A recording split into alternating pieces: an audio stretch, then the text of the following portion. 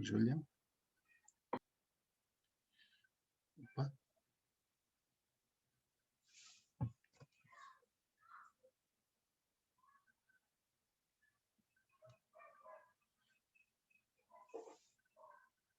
Pronto. Beleza, eu vou começar a apresentar. Vocês me escutam bem? Sim. Sim. Sim.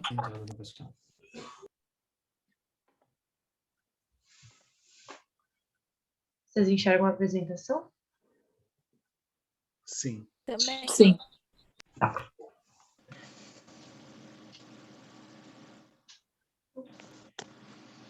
Só um pouquinho. Vamos lá.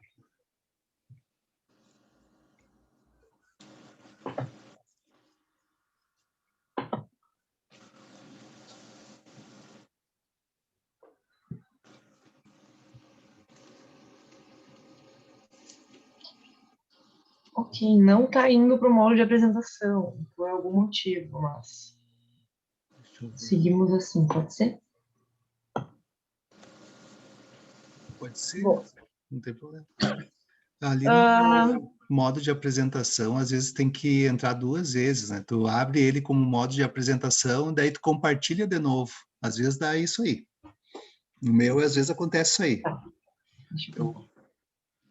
Tu sai do compartilhamento, exato, abre ele modo de apresentação e depois compartilha de novo.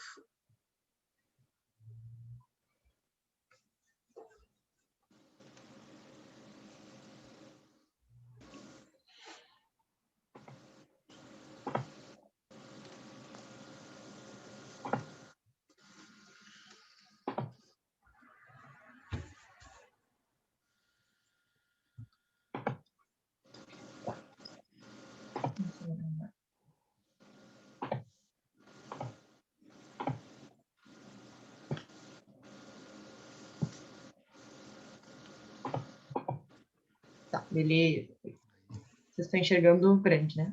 Sim. Tá, beleza.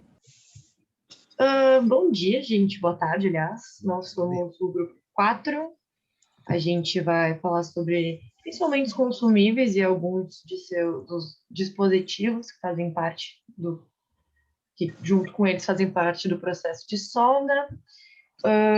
A gente também optou por conversar com outros grupos que tinham assuntos parecidos e que, então, provavelmente, se faltar alguma coisa aqui, ela está bem mais explicada no trabalho de outra pessoa, justamente para não ficar repetitivo, porque são várias apresentações e alguns assuntos cruzam bastante.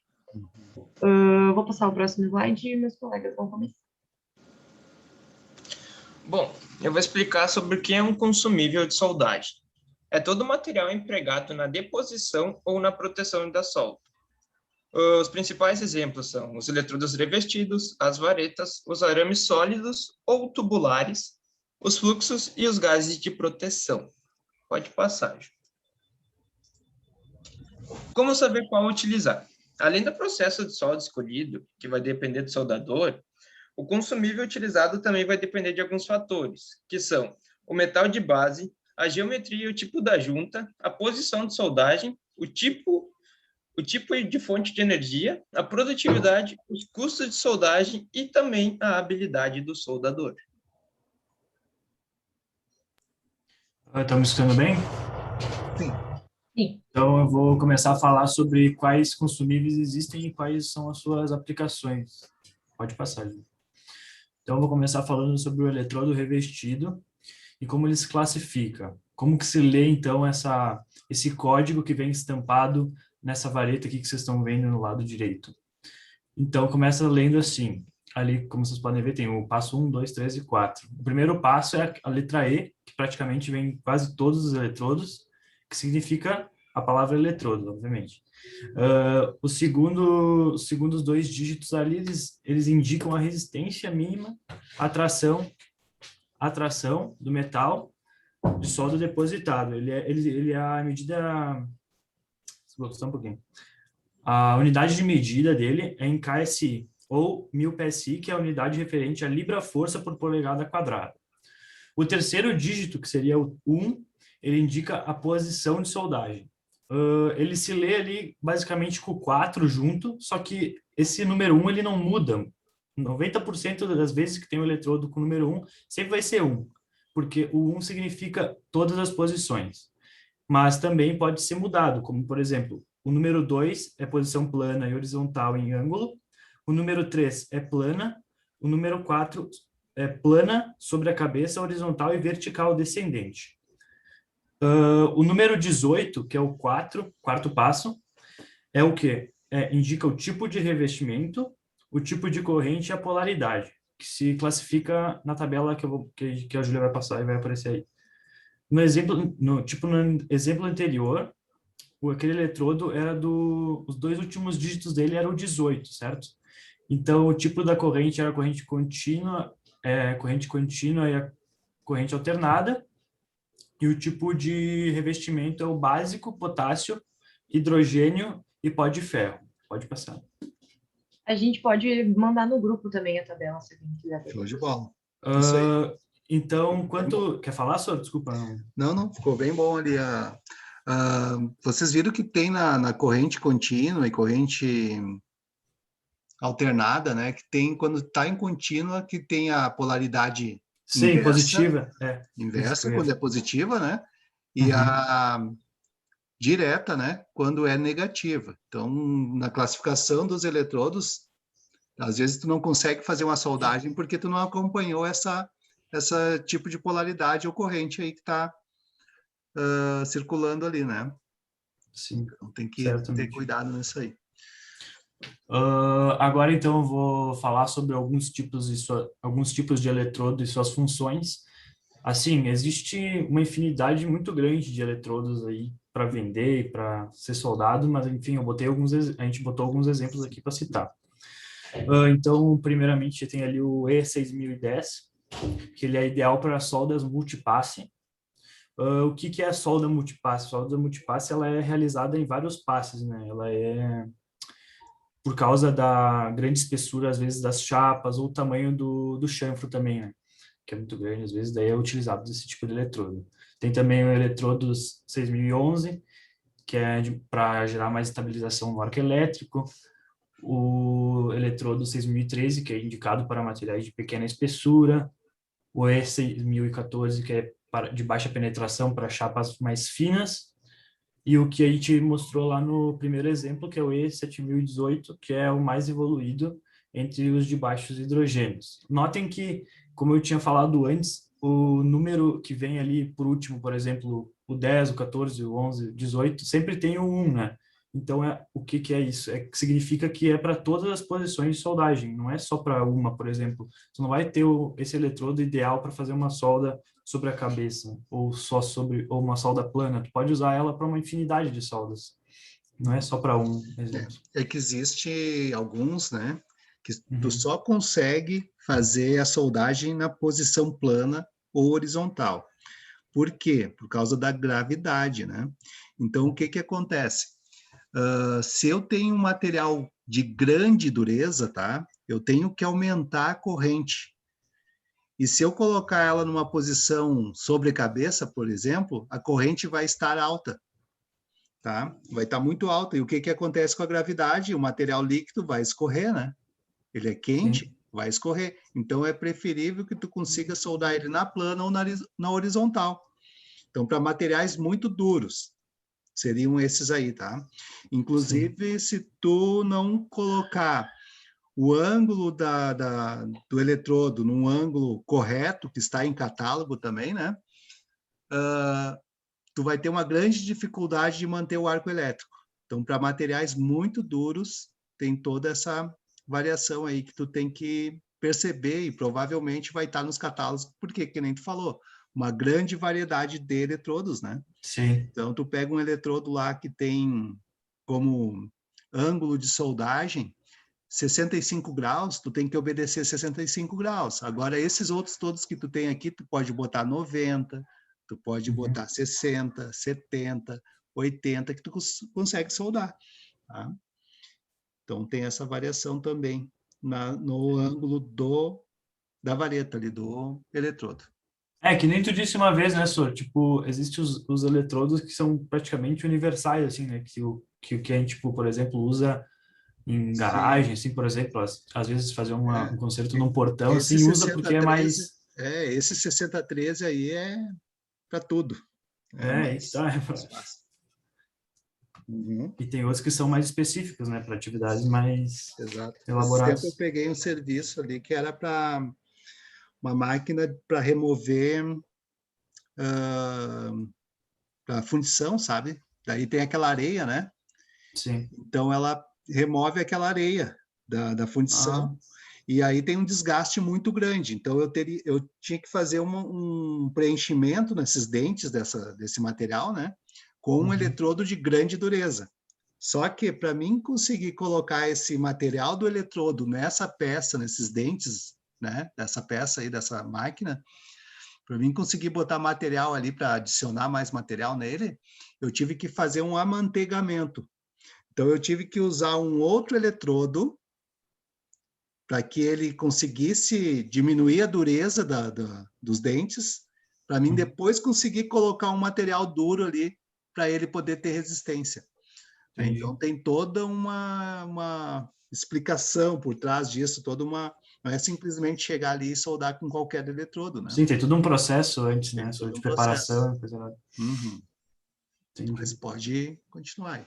Aham, pode passar agora. Bem, tô tentando. Oi. Bom, então agora dá para me escutar? Dá. Tá bom. Eu vou falar um pouco sobre as varetas para solda TIG. Como o próprio nome já diz, então elas são usadas no processo TIG. Elas têm um caráter artesanal próprio, até porque a sua adição é feita de uma maneira manual pelo soldador. É um processo mais lento, porém, quando a gente compara com os outros processos de soldagem, é o que vai garantir um melhor acabamento no final, um resultado com uma qualidade superior. Essas varetas, então, elas têm cerca de 1 metro de comprimento. O seu diâmetro vai variar de 0,8 milímetros até 5 milímetros de espessura. E vale lembrar que quanto maior o diâmetro, maior vai ser a quantidade de material depositado ali na solda. Normalmente, elas são aplicadas as varetas semelhantes ao material de base, mas também existem exceções em que é necessário adicionar um material de maior resistência a impactos. E aí a gente tem elas de diversos materiais, como, por exemplo, aço inox, aço carbono, alumínio, aço ferramenta e por aí vai. A gente vai saber qual é a vareta mais indicada para a solda que a gente está fazendo, verificando esqueci o nome, gente, os manuais de fabricação delas.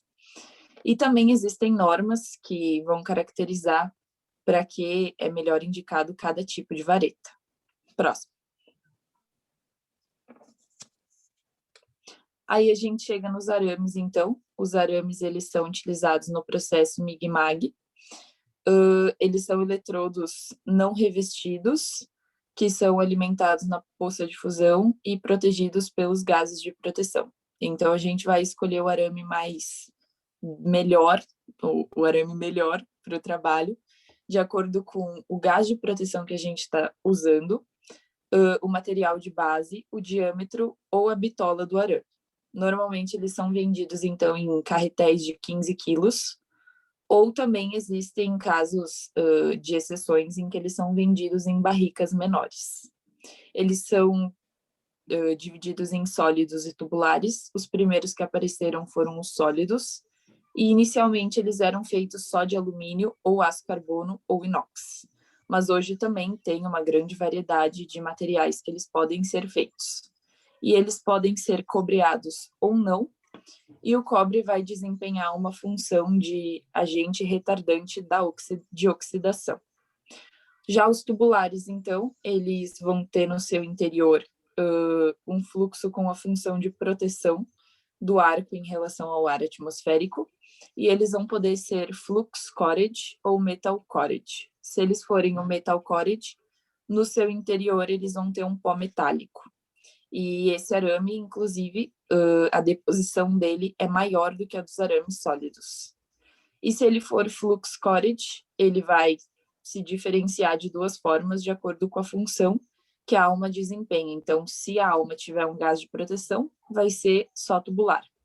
E se a alma não tem um gás de proteção, ele vai ser um arame autoprotegido. Próximo. Bom, eu vou explicar sobre o alimentador, mas antes eu gostaria de fazer uma observação, que a gente foi pesquisar, mas não conseguimos trazer um trabalho muito aprofundado sobre o alimentador. Mas eu vou explicar o que a gente encontrou. A função dele é puxar o arame do caretel e assim alimentar o arco, ou seja, não permite que haja interrupção durante a soldagem. Também mantém um controle da velocidade predeterminada do arame, segundo um valor adequado, mas ele não se baseia só nisso. Também é possível regular o início e o fim da alimentação através de um sinal que é enviado pelo gatilho da tocha. Ou seja, a partir do momento que tu começa a soldar, que tu aciona o gatilho, ele vai mandar um sinal para o alimentador e esse vai iniciar a alimentação do arame. Pode passar. Aqui, então, a gente tem os fluxos de solda, são materiais utilizados para preparar a área que vai ser soldada. Geralmente é utilizado em placas de circuito impresso, até porque a gente tem que ter mais cuidado quando vai soldar esse tipo de material. E ele vai remover quimicamente as oxidações nos terminais da superfície. Ele é usado para soldas rápidas, eficientes e limpas, e também em casos com fio de solda sólido. Os primeiros fluxos de solda, no caso, foram feitos de carvão vegetal, e hoje a gente tem variados tipos que são caracterizados em 3 grandes grupos: os resinosos, os orgânicos e os inorgânicos. Os resinosos e os orgânicos são utilizados em soldagens eletrônicas e os inorgânicos em soldagens não eletrônicas. E aí eles são caracterizados de acordo com a atividade que eles desempenham. Então, tem o fluxo de solda R, que vai ser o rosin, que ele vai ser uma resina pura, então ele vai ser utilizado em soldagens mais suaves, de baixa atividade. Tem o RMA, que vai ser o Rosin Mildly Activated, que ele vai ser uma resina ligeiramente ativada. Isso significa que ele vai liberar um material corrosivo que vai precisar ser limpo no final da soldagem. Tem o RA, que é o Rosin Activated, que ele vai ser uma resina fortemente ativada. Então, ele normalmente tem um ativador químico, que é o haleto, e ele é responsável pela reação do fluxo com o calor gerado no processo. E aí tem o NC, que é o No Clean, então ele vai ser inodoro, ele não vai ter chumbo na sua composição, portanto não vai precisar ser limpo no final. E aí, além disso tudo, eles ainda podem ser caracterizados de acordo com a sua viscosidade, porque os fluxos eles podem se encontrar em formato pastoso, resinoso ou líquido. Pode passar. Bom, eu vou comentar sobre os gases de proteção. Gostaria de fazer mais uma observação. A gente conversou com o pessoal de outro grupo aí e trouxe também um pouco sobre os gases de proteção, mas no caso eles vão trazer um trabalho mais aprofundado disso. A função dos gases de proteção é proteger a área da soldagem de gases atmosféricos. Eles podem ser tanto inertes ou ativos, ou também uma mistura de ambos. Tudo vai depender do tipo de soldagem a ser utilizado. Pode passar. Agora eu vou comentar um pouco sobre... Claro, a gente viu cada uma dessas coisas separadamente, né? Mas em quais processos elas são aplicadas. Então, começando aqui, claro, as siglas estão em inglês, mas o SMOL, que a gente já ouviu falar, é soldagem com eletrodo revestido. Então, por o eletrodo já ser revestido do lance de gás de proteção. Na Getal, é soldagem TIG, basicamente. Então, tu usa a vareta ou arame com gás de proteção. Aí, porque eles já não tem já neles, né? A GEMOL é dividida em MIG e MAG, né? E é obrigatoriamente com gás de proteção, mas e sempre com arame. A diferença é que na MIG é com gás inerte e na MAG é com gás ativo. E daí essas duas que a gente viu pouco, aliás, é a FCAL, que é a soldagem com arame tubular, que obviamente vai um arame tubular, com ou sem gás de proteção, aí depende do processo. E a SAW, que é a soldagem com arco submerso, que vai arame e fluxo. Isso. Muito bem. É isso aí, gente. Esse foi o nosso trabalho. Se alguém tiver alguma dúvida... Quanto essas siglas aí, tá? São os processos de soldagem, tá? Então, que nem ali a Getal, né? A gente usa muito a Getal para soldagem tubulações, petróleo lá, né? Então, ali é usando a TIG, certo? Ali é uma TIG, na verdade, com a tocha seca, porque daí tu tá em ambiente externo e tu não vai ter uma máquina de alta frequência lá para te ajustar. Então, ela é com tocha seca. Tu raspa e faz o processo em torno de uma tubulação, tá? Porque ali tu tem que ficar com a mão livre para fazer o bocal colado, tá? Tu não tem que ficar pressionando o botãozinho. Tu vai extinguir o arco elétrico quando tu afastar, então, a tua tocha. Só isso. Só a dificuldade é de abrir o arco elétrico. Depois aqui é MIG-MAG, de baixo, o outro é eletrodo revestido. A última ali é arco submerso. Como é que funciona o arco submerso, tá, gente? Eles falaram em fluxo de solda ali. É como se fosse uma máquina MIG-MAG, vamos dizer assim, tá? Automatizada. Só que em vez de ter gás de proteção, ela tem um fluxo, como se fosse uma areia, vamos dizer assim, tá? Bem parecido com uma areia, colocado em todo o comprimento da solda, tá? E ela, então, abre o arco elétrico imersa nesse fluxo de solda, e esse fluxo de solda que vai fazer a proteção. Então, vai correndo a solda, né? Vai indo todo a tocha acompanhando esse local de soldagem, vamos supor 1 metro, 2 metros, 3 metros, ela vai até o final com esse fluxo de solda sendo depositado ao mesmo tempo. E a tocha ela fica imersa, então, nesse fluxo de solda.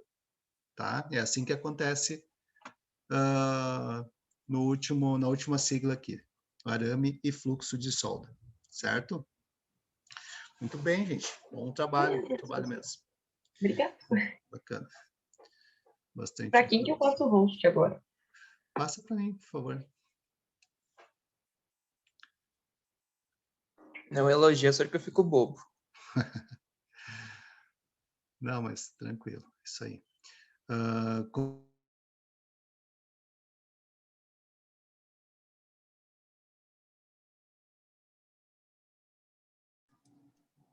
Só para mim que travou? Eu acho que Travou. Marte. Tá. desligou o microfone. Voltei. Eu tinha mutado o soro sem querer, desculpa. Não tem problema. Que maldade. Catapimbas, Júlia. Então, como eu estava dizendo, né, consumíveis e soldagem, eu costumo dizer que praticamente é quase que tudo, assim, sabe? A máquina de solda, ela tem desgaste, né? Queira ou não. Alimentador, os roletes ali têm desgastes, né? Mas a gente tem que aprender uma coisa sobre terminologia de soldagem, tá? O que é para soldagem? Soldagem, né? Então, é o ato de soldar, né? É a ação de soldar. Então, a gente tem que pensar assim, ó, o que é para soldagem, o que é para solda, tá? Soldagem, então, a gente vai fazer uma solda. Deixa eu ver se eu consigo explicar melhor essa parte aí. Quando a gente está falando em soldagem é uma coisa, quando a gente solda é outra, tá? O ato de soldar é uma coisa, soldagem é outra. Então, quando a gente fala em parâmetros de soldagem, por exemplo, é para a gente fazer a solda, tá? Não que a gente está fazendo a solda. Então, quando a gente vai falar nos consumíveis de soldagem, né, é para... por isso que eu falo, né, que é tudo praticamente. É máquina, tocha, os roletes, os arames e os gases, tá? Então, vamos dizer assim, ó, consumíveis de solda. Aí sim, aí é o gás, aí é o arame, aí é o eletrodo, tá? Então, consumíveis de solda. Agora, se a gente falar consumíveis de soldagem, aí eu digo que é tudo, tá? Aí eu digo que é a máquina, aí eu digo que é até a eletricidade, porque tudo é consumível, né? Toda essa parte aí é consumível também, ela tem desgaste, né? Então, fica a critério, né, de quem quiser entender essa parte da terminologia, né? Eu digo assim, porque tudo em soldagem é consumível, tudo tem desgaste, mas tem essa parte aí da solda em si, que a gente daí tem que especificar, consumível de solda, tá? Então, é gás, é o arame, é o eletrodo, pode ser também anti-respingo, né? Mas a gente usa até pouco anti-respingo, mas se usa anti-respingo em algumas situações. O fluxo de solda, como as meninas falaram ali, né?